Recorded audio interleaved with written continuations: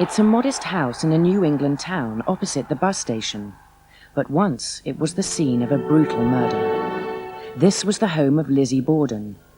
What happened here in 1892 would attract national attention and enter the realm of folklore.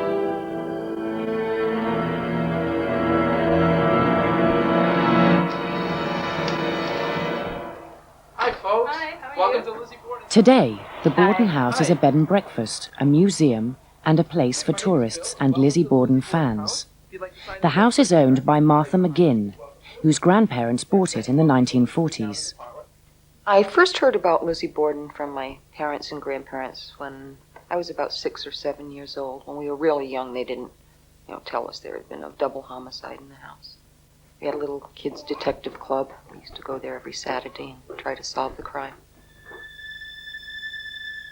The crime took place on the morning of August the 4th, 1892, in Fall River, Massachusetts. First, the wife, Abby, age 63, was hacked to death. Then her husband, 70-year-old Andrew Borden, was butchered while he rested on the sofa. Within days, an unlikely suspect was arrested, the victim's own daughter, Lizzie. It was a thoroughly modern murder case. An intensive police investigation, complete with forensic detective work, and a news-hungry public teased by the media with rumors. After months, there was a sensational trial.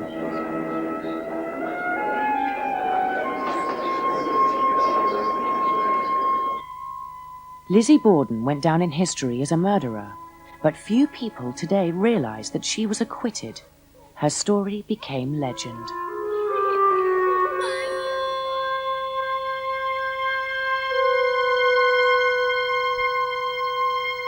It has all the elements of great drama. It has parasite, that is the killing of one's parents. It has a relatively beautiful young woman. It has money. It just completely fulfills all the requirements of a great story. And then it has psychological mystery. If she did it, how could she have done it? Why would someone do that?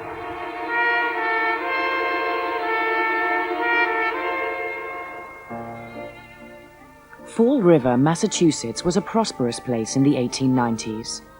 A textile manufacturing town with grand houses and pretty residential streets. But it was a town divided between mill owners and mill workers, rich and poor, native-born and immigrants. The workers lived down near the river, close to the mills, and the wealthy lived on the hill. Living on the hill at that time, it was a very glamorous sort of life for the wealthiest families. There were fine homes, there were servants, there were governesses for the children, they were well-read, extensive libraries and ballrooms, and they traveled extensively. So their life was a very fine one. There were 7 families who controlled the town, among them the Borden family, but not all of its branches were equally wealthy. The Fall River City Directory lists 126, including Andrew Jackson Borden. In 1892, he was a bank president with substantial property, but he wasn't born rich. Andrew Borden was a Borden who didn't inherit money, like so many of the Bordens had. He had to work for it, and he never forgot that as long as he lived, that every penny he had, he earned. He began his career making furniture and coffins. After his rise to prominence, he continued to live in a modest house on 2nd Street, a middle-class neighborhood, mostly Irish Catholic. There's even a Chinese laundry nearby, not the sort of thing you'd find in the better parts of town. Andrew's first wife died when his 2 daughters were children. As adults, Emma and Lizzie still lived at home, sharing the house with their father and their stepmother, Abby. I guess he remarried just to have a housekeeper and someone to care for the children. I don't know that she was almost like a maid in the household, but certainly it appears that the Borden sisters thought they were better than Mrs. Borden. Now, whether they looked upon her as an intruder because she was the second wife, it's difficult to say. The house is narrow, just 20 feet wide. It was an odd layout with no hallways. Each room opens directly into the next. There was no privacy and little comfort. No gas lighting or indoor plumbing. The Bordens made do with cold running water and a privy in the basement. Andrew Borden was a notorious miser, and the Bordens, by living on 2nd Street in the business district, lived literally below their means. And Lizzie felt that because she was a Borden, she should live up on the hill. She should have a very nice home to live in, and horse and carriages, and the accoutrements of wealth. And therein was where the trouble began in that family. The Borden daughters were cut off from genteel society. They had no suitors, and well-born women in this period didn't work. For Lizzie, the only social outlet was the church. She taught Sunday school at the Mission Chapel and was a member of a local chapter of the Women's Christian Temperance Union. I think that was to keep her from being bored out of her mind. You know, a young woman of 30 in the Victorian times usually had a husband and children and had a household to manage and had the children's upbringing to deal with. She had none of that, so where else could she go for her social life but in church? In 1887, family tensions erupted. Andrew bought a house for Abby's younger sister to save her from eviction. Emma and Lizzie resented this generosity toward their stepmother's family. To placate his daughters, Borden gave them their grandfather's house and the income it generated. But the money didn't make up for the hard feelings. Around this time, the family stopped taking their meals together, and Lizzie no longer called Abby mother. It was a big point, and considering that Abby became her, quote, stepmother, unquote, when she was a young child, one would assume that this was the mother she knew. And yet, one does not have that sense of the relationship being a mother-daughter relationship. There was a treatment of Abby that was bordering on contempt. Perhaps to appease Lizzie, her father gave her a taste of the high life. In 1890, he sent her on a grand tour of Europe with some of the wealthier Borden cousins. The trip seemed to leave her more frustrated than before. Once Lizzie returned, strange things began to occur at the Borden house. In June 1891, while Andrew and Abby Borden were out of town, a mysterious daylight robbery occurred. Whoever made it into the house was able to enter the house very quietly. They went up into Mrs. Borden's bedroom and got into her desk, and some jewelry was taken, about $50 in cash and some streetcar tickets. Lizzie, Emma, and their servant, Bridget Sullivan, were all at home, and no one reported seeing an intruder, but Lizzie attracted suspicion. The police came to investigate. Lizzie Borden took the police on an excited tour of the home, pointed out a place where a screen door had been apparently forced by a small nail. There was really no way for someone to have gained access to the room where this jewelry was kept, so the finger pointed at Lizzie as being the obvious person. From that point on, all of the doors in the Borden house were kept locked. And every day, Andrew Borden locked his own bedroom door, and he took the key into the sitting room and put it on the mantelpiece. A very strange thing to do. It was in plain sight, and many people feel that it was a warning to one of his own.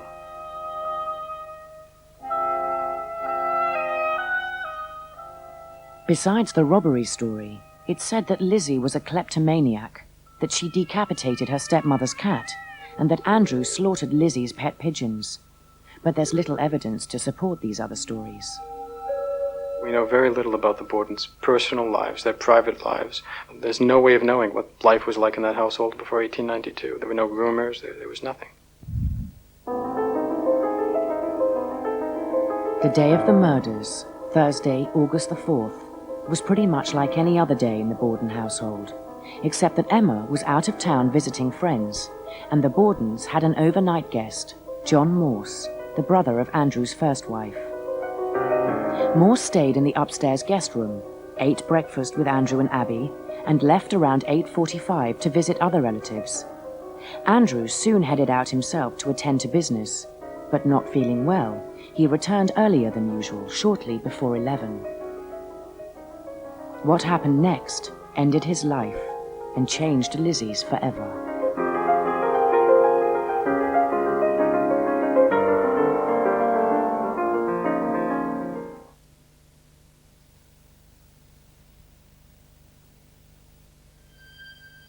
On Thursday, August the 4th, at 11:10 a.m., the Borden family servant, Bridget Sullivan, was resting in her attic room when she heard Lizzie call out from downstairs, "Her father's been killed."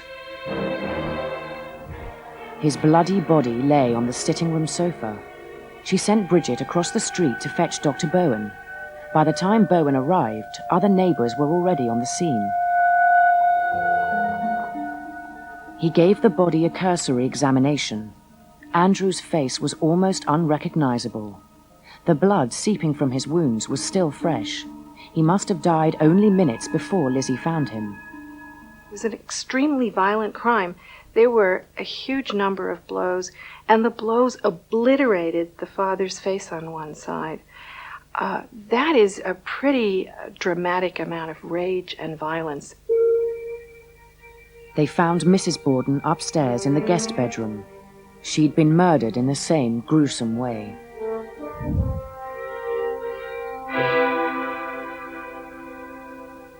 The first police officer who arrived really didn't know what to make of it. I mean, things like this did not happen in Fall River. We could call them the Keystone Cops of Fall River, but they didn't really have much going for them. Serious police investigation of murder was relatively novel all over the English-speaking world. The Fall River police generally kept themselves busy dealing with drunks and prostitutes and the occasional robbery. Nonetheless, they began their investigation. The county medical examiner, Dr. William Dolan, performed autopsies on the bodies at the scene. With his help, and after questioning everyone in the house, the police constructed a timeline of the events of the morning. They surmised that around 9:30 a.m., Abby was cleaning the guest bedroom where John Morse spent the night when the killer struck.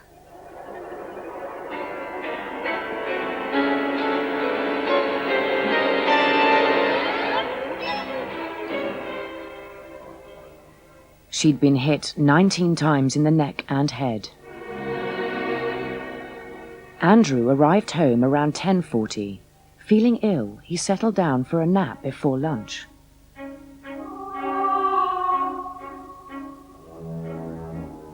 He never awoke.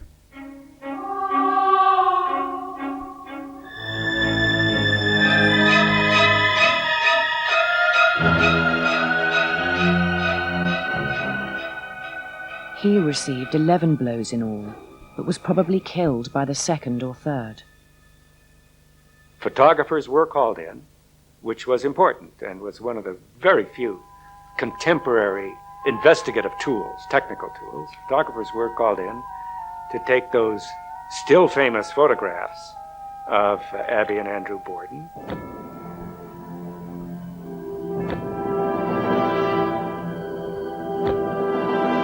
And then they searched the house. They searched the house fairly thoroughly. But at the beginning, the very idea of a police officer entering the Borden house and going through a woman's things, there were certain things that weren't done. Meanwhile, Emma, Lizzie, and their uncle, John Morse, continued to stay in the house. Friends came and went. By modern standards, the crime scene was hopelessly compromised. But the police did find something that might have been the murder weapon. In the basement, behind the chimney, was a small area where they found a box. And in the box were 3 hatchets. One of the hatchets had a hilt that had been freshly broken. It appeared that it had been used quite recently.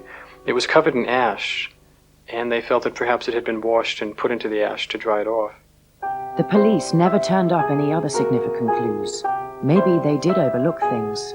Maybe evidence was removed from the house. So many people came and went that morning. And I think some of the first people to arrive on the scene, if they saw anything that they thought shouldn't be there, they would have taken it away. That's how things worked in Fall River at that time. I think there's something to be said for it, too. As word spread through town, people began to gather outside the Borden house. Once news of this murder got out in Fall River, everyone stopped work. I mean, the whole city began to congregate around the house. There were something like 2,000 people who showed up at Lizzie's house after the murders. 2,000 people. This was one of the most exciting events in these people's lives. Reporters converged on the scene. Afternoon editions of the local papers trumpeted the shocking news, and The Wire carried the story to the rest of the world. Sex and violence have always sold newspapers. They want hot news. They want police court news. They want blood. And there's a lot of blood here. Under those circumstances, the cops have got to find somebody quickly, lest hysteria reign. The citizens of Fall River were terrified that the murderer was still on the loose. They demanded action, and the police obliged by rounding up the usual suspects. Speculation about the identity of the murderer was consistent with people's view of who were likely criminals. The first thought was that perhaps some entirely insane person had done this, some human fiend. But barring that, it was likely that in fact it was a member of the immigrant population rather than someone they might meet about town. At the same time, the police investigated the possibility that the crime was an inside job. John Morse, who stayed with the family the night before, was questioned, but his alibi was airtight. His relatives confirmed he was visiting them. Emma was out of town on the day of the murders. Bridget Sullivan was briefly considered, but there was no motive.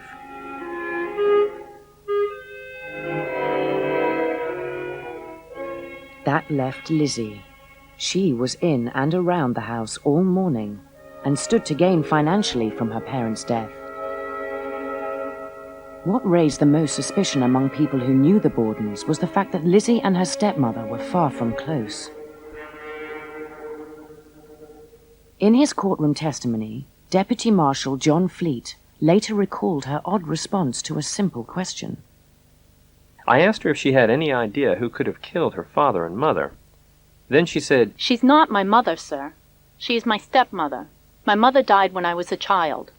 It just had a strange quality to it of communicating to the world that this was not a warm, connected mother-daughter relationship. On Friday, August the 5th, the day after the Borden murders, Lizzie and Emma Borden placed a prominent notice in the Fall River Herald. Was it a sincere offer, or was it intended to deflect suspicion? The same day, a story appeared in the Fall River Globe. A local druggist named Eli Bentz maintained that Lizzie entered his shop the day before the murders and asked to buy 10 cents worth of prussic acid, a deadly poison, to clean a sealskin cape, or so she said. He refused to sell it to her without a prescription. A web of suspicion was beginning to close in around Lizzie. On Saturday evening, Fall River's mayor, John Coughlin, paid a social call on the Borden sisters. He told Lizzie that she was the prime suspect. For the citizens of Fall River, this was an even greater shock than the murders themselves. To their Victorian minds, it was almost inconceivable that a woman could commit such a crime. Poison was the woman's weapon, and murder by means that involved physical contact with the victim, whether it would be strangulation or, for example, butchering someone with an axe, was seen as distinctly unfeminine and required a masculine brutality. On Tuesday the 9th of August, an inquest was convened at the Fall River polling station. Lizzie herself was asked to provide an account of what happened on the day of the murders and to explain her own actions. Emma was by her side, as she would be throughout her sister's ordeal. But Lizzie gave conflicting testimony. First, she said she was ironing handkerchiefs. Then she recalled she was reading a magazine in the kitchen. When her father came home, she was on the upstairs landing, or was she in the kitchen again? She spent 20 minutes eating pears and searching the barn for lead sinkers for a fishing trip, though she admitted she hadn't been fishing in 5 years.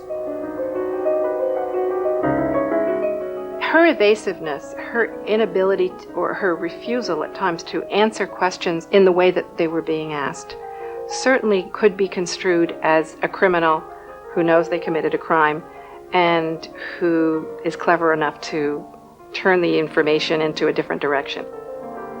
Maybe there was another explanation for Lizzie's rambling testimony. She'd been given medication by Dr. Bowen, morphine sulfate, to calm her nerves. No doubt when she gave her inquest testimony, she had been sedated. So it may well be that during that inquest she didn't know what she was saying. And certainly no one today would be allowed to testify after they'd been given some form of drug. It just wouldn't happen. After Lizzie testified, the presiding judge, Josiah Blaisdell, decided he'd heard enough. She was arrested and charged with murder. There were no facilities for women in the Fall River jail, so Lizzie was taken to Taunton, 20 miles away. Surprisingly, many in Fall River society rose to Lizzie's defense. She lives in Fall River, so therefore she can't be guilty. Her name is Borden, and so therefore she can't be guilty. They rallied around her. Even beyond Fall River, women's groups began to take up her cause. They sent telegrams, published articles in the newspapers, wrote letters to the authorities. Some feminist groups use Lizzie Borden to argue in support of causes that they particularly favored. For example, Lucy Stone and Henry Blackwell argued for women to be jurors so that a woman like Lizzie Borden could be tried by a jury of her peers. In November 1892, a grand jury was convened and the evidence against Lizzie was reviewed. The testimony of the final witness seems to clinch the case. Alice Russell, Lizzie's closest friend, recalled seeing Lizzie burn a dress at the kitchen stove just 3 days after the murders. Lizzie told her the dress was stained with paint, but perhaps it was blood. It's certainly possible that there was paint on that dress. Many people choose to believe that there was blood on that dress and that Lizzie was destroying the evidence. The question, of course, is where was the dress when the police searched the house? But the police weren't being investigated. Lizzie was, and the grand jury handed down its indictment. 3 counts of murder, 1 for the death of Abby, 1 for the death of Andrew, and just for good measure, 1 for both deaths. As District Attorney Hosea Knowlton prepared his case, he received plenty of unsolicited help from the public. In my own opinion, the woman wore a dress or a wrap for the occasion, which would require but a few moments to destroy. Does it not occur to you that this young woman might have stripped herself entirely nude to avoid bloodstains upon her clothing? There were tips from psychics and readings from Ouija boards. Her object was money alone. I get this from a dream I had In Sunday my vision, I see the blood-stained effects of the murderer under a floorboard covered by a carpet. As my visions are inspirational... And there were unsolicited confessions from local cranks. She is not guilty. I had a motive, and I swore that I should kill the Bordens, and kill I have. Whiskey done the deed, not me.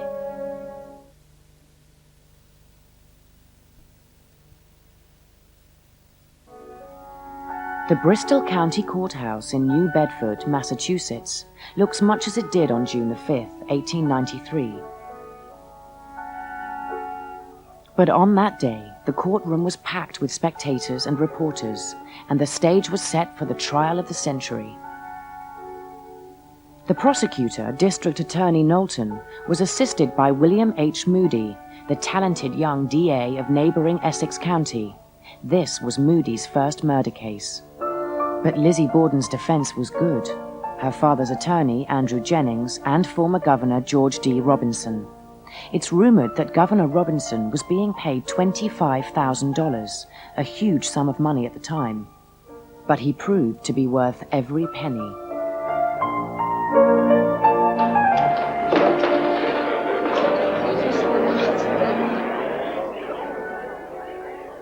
Presiding over the trial were 3 judges, standard procedure in a Massachusetts capital case. One of them, Justice Justin Dewey, was appointed to the bench 7 years earlier by former Governor Robinson, Lizzie's defense attorney. In contrast to most murder cases today, the selection of the jury took only 4 hours, but the jury may be partial to the defense. You would look at your daughter if you're a juror and say, I can't imagine my daughter ever perpetrating such a violent act. As it had since the day of the murders, the intense press coverage continued unabated throughout the trial. The case was on everyone's mind and was already entering popular culture. Even advertising made reference to it. The journalists covered more than the legal proceedings. For example, they commented on what the audience was wearing. There was a lot of reference to the Valentines and the Daisies, who were the women spectators. lots of comments on what Lizzie Borden was wearing. They're sort of the Dominic Dunns of their day. Papers employed artists to convey the spectacle of the proceedings and to provide the audience at home a front row seat. Lizzie herself was the star of the show, and she seemed to have been coached to project an aura of innocence. After Governor Robinson became one of her attorneys, he was an image maker, and he told her that she must wear all black. Stylish black, mind you, with gloves and hats that tilted. And sometimes she would carry a bunch of flowers. The jury in the courtroom saw a fairly well choreographed woman who, despite her notorious coldness, learned during the course of the trial to hide her face in her fan during particularly gruesome medical testimony. At one point, Prosecutor Moody introduced a dress in evidence, tossing it onto a nearby table. Whether by accident or design, he knocked over the bag containing the skulls of the 2 murder victims. Lizzie fainted. The event was duly reported to a breathless public. Lizzie's displays of femininity were an important tool for the defense. The prosecution's case relied solely on circumstantial evidence. There were no eyewitnesses, and perhaps most importantly, no blood on Lizzie. These were extraordinarily bloody crimes. Extraordinary amounts of blood surely gushed forth. And where was the blood? There was Lizzie Borden, all testimony indicates, spotless.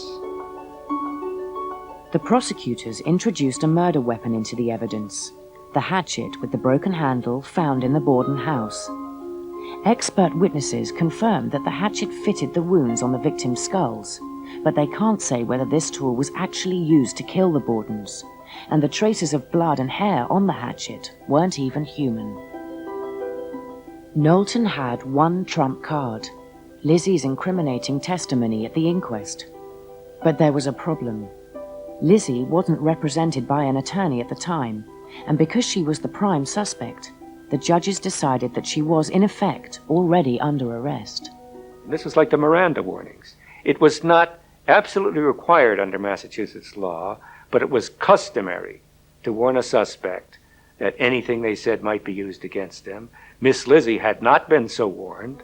As a result, her testimony was thrown out and could not be used at the trial. For the defense, it was a major victory. It wouldn't be their last. The testimony of the druggist was also ruled inadmissible. He had claimed that Lizzie tried to buy prussic acid the day before the murders. One of the reasons that it was never used was because it was felt it was too remote in nature and too remote in time. The Bordens obviously weren't poisoned, and this happened before August 4th, 1892.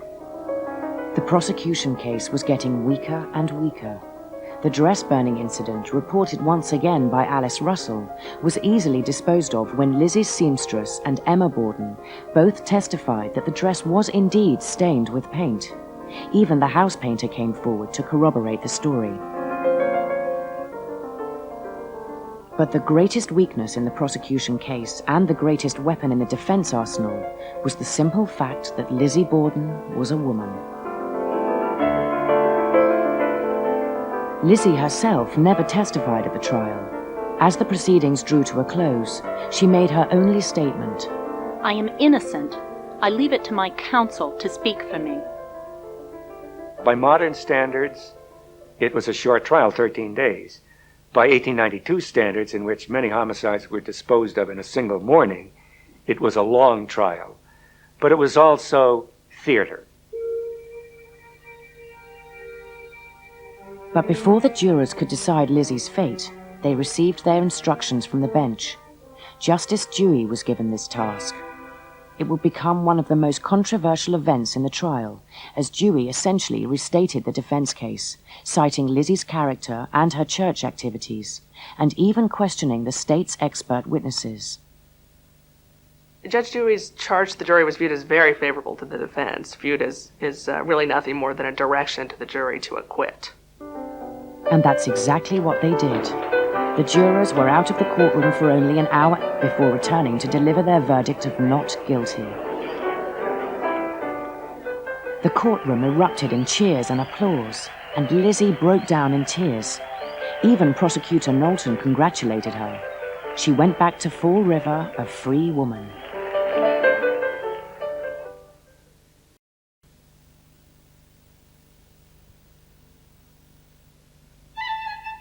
After 10 months in jail, Lizzie Borden, cleared of the charge of murder, returned home at last. But the town of Fall River showed her no mercy. A jury of 12 had decided her fate. She was free. It was left to her contemporaries in Fall River to sentence her, and they did sentence her, and the sentence they inflicted was the harshest they could possibly muster. She was ostracized completely for the rest of her life. The elite that had rallied to her support during the trial pretty much cooled in their enthusiasm as soon as she was acquitted. Simply because they didn't want to see her convicted of murder doesn't necessarily mean they wanted to invite her to tea. Even at church, she's isolated. Taking her customary seat in the Borden family pew, she found all the pews around hers empty. I think it's really curious that she stayed on in Fall River. And my only explanation is that by being in town, she proves her dignity. We know that people sometimes dream on, for lifetimes, impossible dreams, and she may have been one of those types. Lizzie seemed determined to achieve her dream of living among Fall River's elite. With her father's money, she and Emma were now wealthy. They remained in the house on 2nd Street only a few months before they moved into a new home on the hill. It was luxurious. She had a summer bedroom and bath. She had a winter bedroom and bath. She had a library. It was 14 rooms, and then she had a housekeeper and servants. It had indoor plumbing with hand-painted porcelain fixtures and canvas ceilings and Tiffany lights and carved woodwork and beautiful crystal, and it was a beautiful house. However, Lizzie did some things that weren't quite done in Fall River. She named her new home Maplecroft and had the name carved in granite on the top step, an ostentatious display by local standards. And then she changed her name from Lizzie Andrew Borden to Lizbeth, Lizbeth, Lizbeth Borden. Good Christian girls didn't change their names unless they were married, and Fall River didn't like it. But Lizzie did acquire new friends in other cities, including a young stage actress named Nance O'Neill.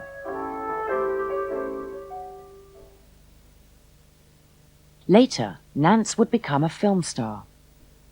But Lizzie, who loved the theater, probably met her backstage in Boston. And on occasion, she entertained Nance O'Neill and her theater troupe up at Maplecroft. It was okay to go to the theater, but in a city like Fall River, you certainly never received people like that into your homes. Actresses in the 19th century socially would have been on the same level as prostitutes, certainly in a city like Fall River. And the idea that Lizzie received people like that was shocking. Even more shocking was a rumor that the two women were lovers. But as with so many stories about Lizzie, there's no evidence. Still, the friendship of Nance O'Neill may have driven a wedge between Lizzie and her sister Emma. Emma Borden and her sister had a falling out sometime about 1904. Whether that falling out was over Nance O'Neill is questionable, but I think Emma certainly began to realize that if she wanted a very quiet life away from all of the notoriety, she certainly wasn't going to have it at Maplecroft. And so she chose to leave. Emma moved in with friends in Fall River and later settled in New Hampshire. The sisters never met again. But strangely, they died within 9 days of each other in 1927. The Borden murders remain unsolved, but there's no shortage of theories. One story came to light nearly 60 years after Lizzie's death. It's related by a retired nurse named Ruby Cameron. Ruby Cameron was Lizzie's nurse for a week or so, in the time following her gallbladder operation. And she said that Lizzie told her that she'd had a boyfriend who did it. Andrew hated this young man. According to Lizzie, her boyfriend dispatched Abby and hid in a closet until Andrew came home.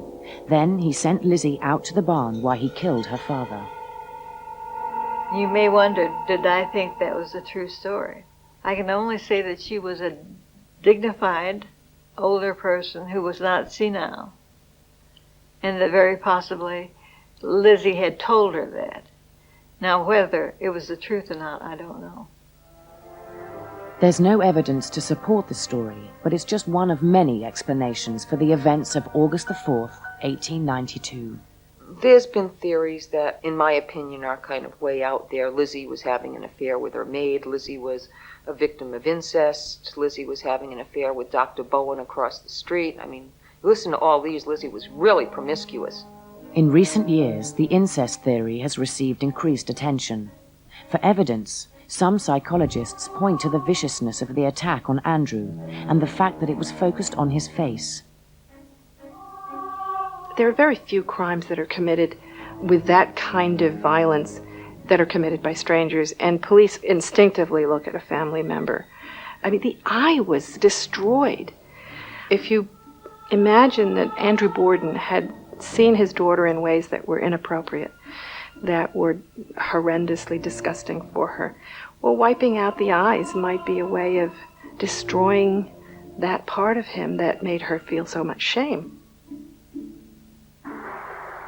In Fall River today, the Borden case is a cottage industry, attracting thousands to the city and to the Fall River Historical Society. The bulk of our visitors do come because of an interest in the Borden case. We have many letters, people doing research, and then you have people come who are very involved in the case in a very personal way. People who feel they were Lizzie in a past life, or we've actually had people come to our front door dressed as Lizzie Borden. Strange. Many come to see one artifact in particular. This is the infamous hatchet. The hatchet brought into court as the murder weapon, but never proven to be the murder weapon. People come from all over the world to see the hatchet. I mean, this is the holy relic of the Borden case. She has somehow entered into the minds of the public from the minute this crime took place. Those murders were so dramatic. I mean, Shakespeare would have loved it. It's no surprise the Borden case has inspired both historical studies and fictionalized accounts, and they all propose explanations for what happened. But in the end, they're just speculation. I really don't want it solved, because that would take all the fun out of it. No one ever will know who murdered the Bordens. That's the fascinating thing about this case. They might think they know, but the truth of the matter, very simply stated, is that they never will. But of course, every American child knows that Lizzie Borden took an axe. Lizzie Borden took an axe and gave her mother 40 whacks. Lizzie, no, gave her father 40 whacks. When she saw what she had said, she gave her mother 41, I believe. This is very complicated stuff. Lizzie Borden took an axe and gave her mother 40 whacks. When she saw what she had done, she gave her father 41. Apparently, that ditty was around from even before the trial actually took place. So she became a very important piece of the culture of the day. Her story has the same power as the O.J. story. Some people see other parallels between Lizzie Borden and O.J. Simpson. Both were accused of a double murder. Both endured sensational trials, media hysteria, and the widespread assumption of their guilt.